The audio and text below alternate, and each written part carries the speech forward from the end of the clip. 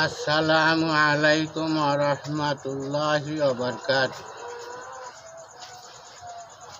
আমাদের দেশের বিচার ব্যবস্থা আর ইসলামী হুকুমতের বিচার ব্যবস্থা একটা। আমাদের দেশের বিচার ব্যবস্থা ফাঁক ফুকুর দিয়া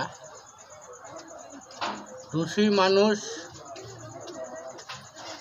জেল থেকে বাইর হয়ে যায় আর নির্দোষ মানুষ সাক্ষী প্রমাণের অভাবে জেল খাটে। এই বিচার ব্যবস্থা যে দেশে ভালো সেই দেশেরই রাষ্ট্রপ্রধান ভালো, আর যেই দেশের বিচার ব্যবস্থা ভালো না সেই দেশের রাষ্ট্রপ্রধান ভালো না।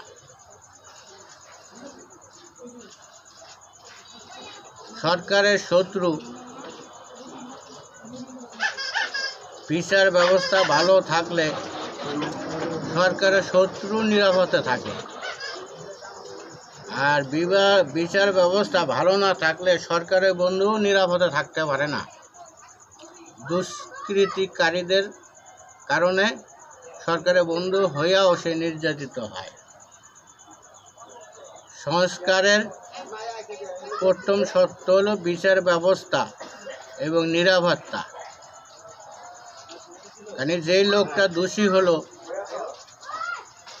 তার পরিবার দোষ করে না, তার ছেলে সন্তান দোষ করে না, কিন্তু তারা কেন নির্যাতিত হবে?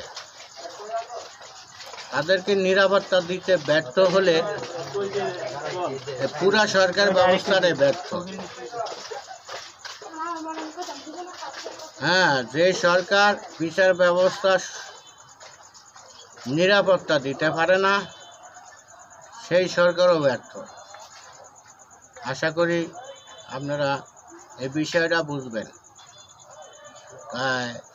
ব্যর্থ হয় যারা, তারা যদি বলে উন্নয়নের জোয়ার বইসা গেল, তা তো আমরা তো চাক্ষুষী দেখতেছি ব্যর্থতার প্রমাণ।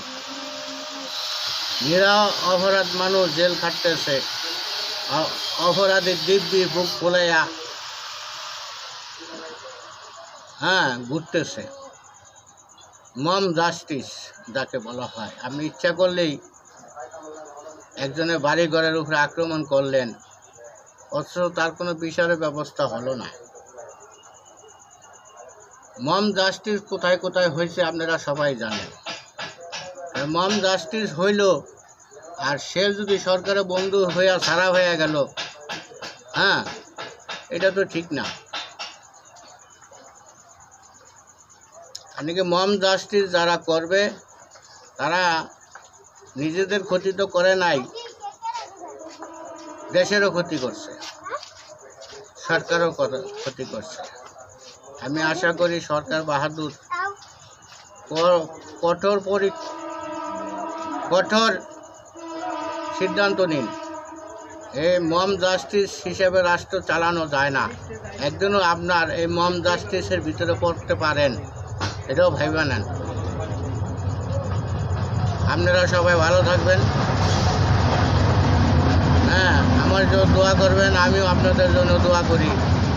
আগামীতে যেন আর কোনো মম জাস্টিস না হয়। আর এই পর্যন্ত যারা মম জাস্টিস কায়েম করছে প্রত্যেককে বিচারের আওতায় আনার চেষ্টা করা হোক, এটাই আমাদের দাবি। আল্লাহ আমাদেরকে সঠিক ভুল দান করুন, আমিন।